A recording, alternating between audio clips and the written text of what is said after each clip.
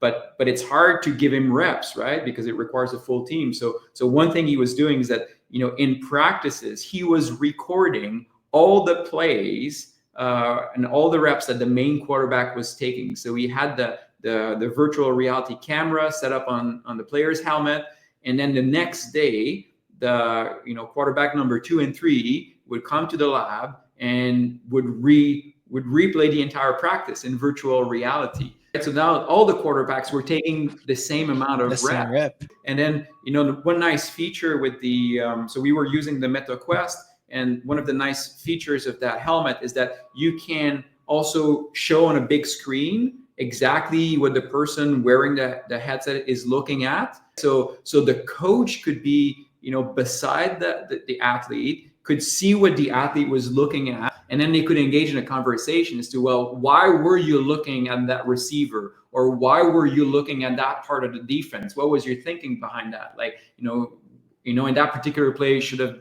wouldn't it have been better to look at this or that? So then you can have these conversations when, like, you're not wasting the time of all the other players on the field, because it's just a quarterback oriented, training part kind of thing.